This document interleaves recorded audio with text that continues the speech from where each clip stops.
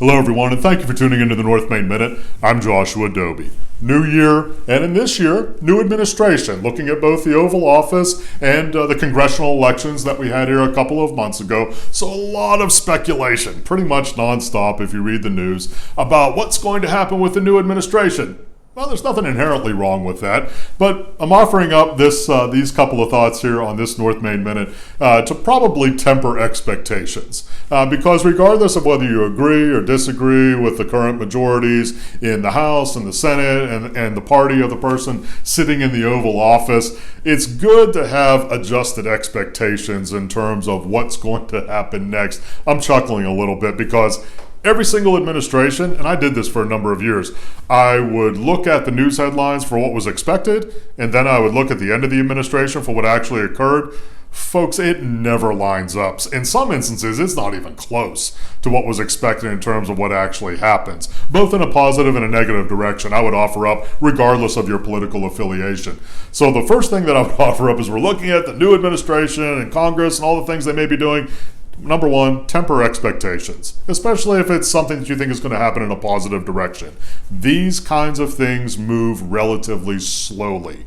And even though it seems like 2 or 4 years is a long time, actually in terms of the congressional clock, it is an instant. So there are going to need to be priorities set, and even when there are priorities set, because the majorities are so very narrow in both houses of Congress, you're going to need to have pretty uniform agreement by the majority party to get anything through. And I don't know if you've ever watched how votes happen in Congress. Very rarely does everybody, even on the same side of the party line, agree on everything. So you want to watch that, temper your expectations too. As I mentioned in some previous North Main Minute videos and other kinds of recordings that I've done, there are a whole host of tax laws which are scheduled to sunset this year. I'm not going to get into the particulars on those. We did another video on that, but I want you to be aware, especially as you're watching Congress with this new administration, what are the kinds of things that they're going to make as a priority? What is it that's most important to them? What are they going to put at the top of the list in order to be able to pass or to discard because they're not going to be able to get to everything? That comes from that tempering expectations idea. They're going to get 2 or 3 priorities, most likely, that they're going to be targeted on focusing because, not to prick the balloon for anybody who's in favor of the current majority party, yes, I know everybody's looking at 4 years. Really, you need to think about 2 years because in 2 years, we got midterm elections. And there probably, at least based on historical precedent, is going to be some shift in Congress during that time.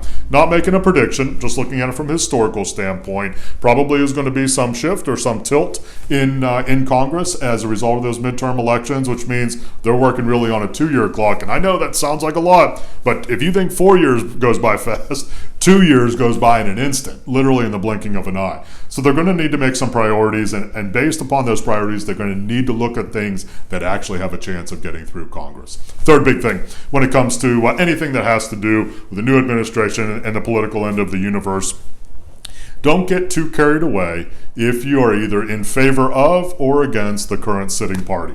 One of the most beautiful parts about the country in which we live is that we have a pretty frequent polling, i.e. voting opportunity of the public. Meaning that if you don't like where things are right now, it's not going to be too long before you're going to have opportunity to be able to address it again. It goes on the other side also. If you really love where things are right now, have measured expectations. As I just mentioned here a few moments ago, not going to be able to get everything through Congress, not going to be able to move everything in the ways that are desired sometimes. That's part of it. That applies to both sides of the political ledger. So you want to make sure, coming down to the financial end of things, that you're making your decisions for the right reasons. Had a lot of conversations since the elections back in November about folks who want to do things differently based upon how the administration and Oval Office have changed. Folks, you don't need to take my word for it. Look at history. Very, very rarely is there some kind of unilateral movement by one party or another to do, quote, everything that they would like. Sometimes they can't even do most. And in some instances, can't even do some of the things that that particular party would like.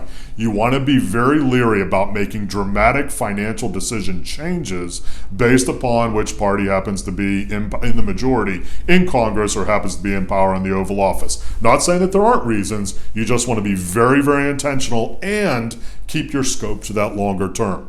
recognizing that while things may be a certain way today, they may shift in the future, and you want to have the financial flexibility to be able to address either one.